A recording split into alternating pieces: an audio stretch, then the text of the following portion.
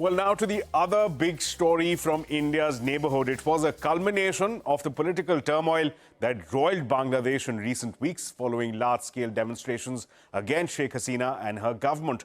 Today, months after winning a historic fifth term in a controversial election, Sheikh Hasina resigned as the Prime Minister and fled to India in a military plane.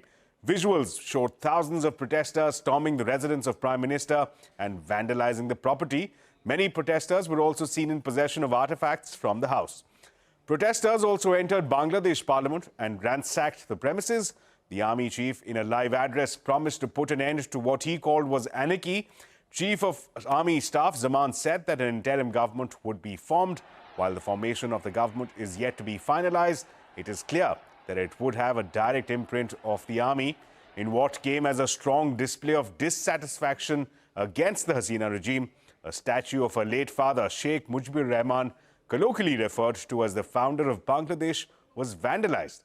At least 98 protesters died and several injured in clashes yesterday. The total death toll is around 300 since the demonstrations began a month back over a High Court ruling in favor of reinstating 30% quota in government jobs for descendants of freedom fighters.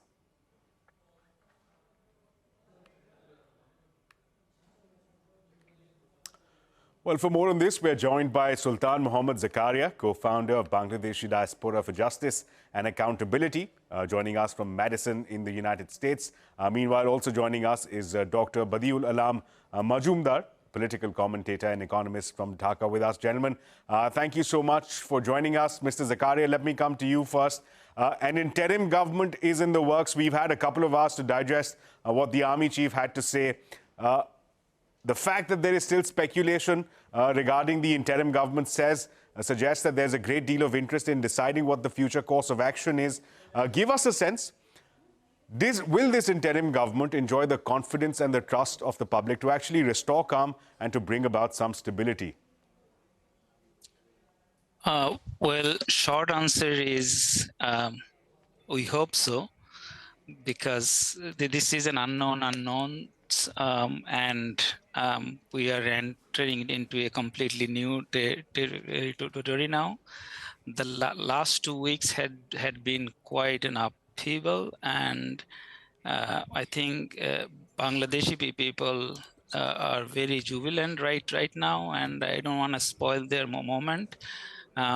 So I'm optimistic, but that's really an unknown territory right at this moment. Right now, if you ask me for this moment, yes, they enjoy the confidence and trust of a vast majority of the people.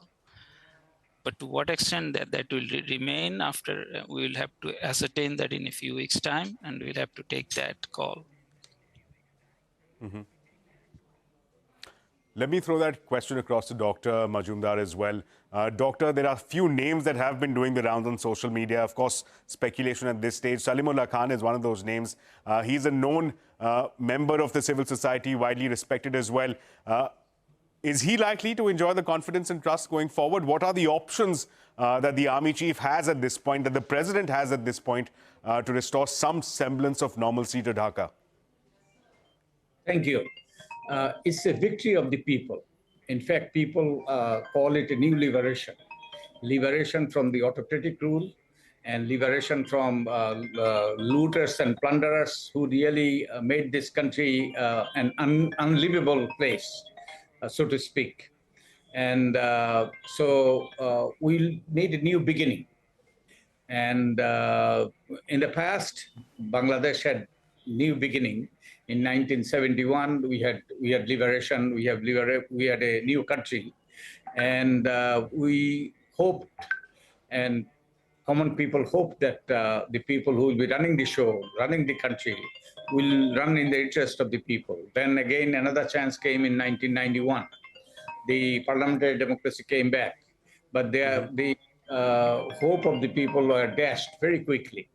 And now it's as I said, it's a new liberation, new start, and under the leadership of a group of young people. And they have been able to galvanize people's upstarts throughout the country and bring together everybody. Today I was on the street and people are Right. hugging, kissing me, and saying in no uncertain terms, never again. The betrayal that we Sure. have experienced, that must not happen. So we'll have to have the right kind of people in Sure. the new government, and who must work in the interest of the people. Yeah. Sure. Let me also get a few thoughts, Mr. Zakaria, from you on a developing story, which is the fate of Sheikh Hasina. She's fled the country. She stepped down after being called in, after the army chief, in fact, gave her a call, asked her to step down. I just want to get your thoughts on the contrasting visuals. On one hand, you have Sheikh Hasina fleeing the country, coming to India. On the other hand, you also have a lot of these young protesters ransacking the residence of the Prime Minister, ransacking the parliament, a lot of artifacts being vandalized. Just want to get your thoughts. What message is that sending out about what the future holds for Dhaka, for Bangladesh? Well, first of all, I think Sheikh Hasina has to face trial, be it in Dhaka or in ICC.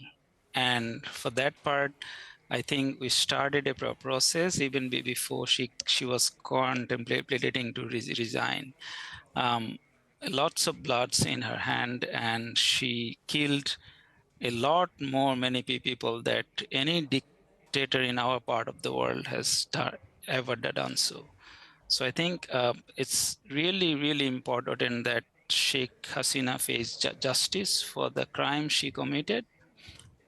So that's one part. I think she should not get away. Whatever place she lives in, wherever she lives in, we should all chase her to justice and bring her to justice. And we will resolutely do that. Whatever capacity we can deploy.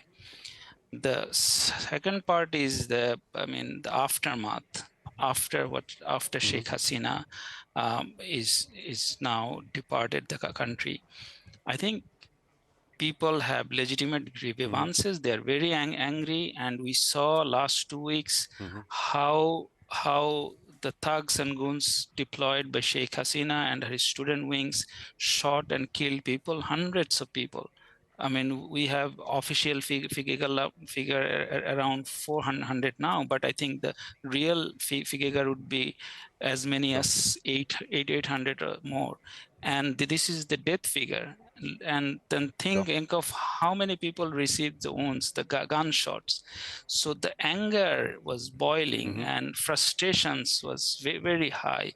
And I see, the initial moment of some outburst would be there, and we urge all students and student leaders to restore calm, not to attack any innocent people, any individuals, because taking the law in your own hand would defeat the whole purpose of it. So this is a long fight, and unfortunately, violence is begetting violence. Thank you. Right, so a difficult situation, this unprecedented situation, this as far as Bangladesh is concerned. We'll of course keep our eye on developments coming in from Dhaka. I'd like to thank both of our panelists for sharing their time and their insight with us. But moving ahead, staying with global news, tensions in the Middle East are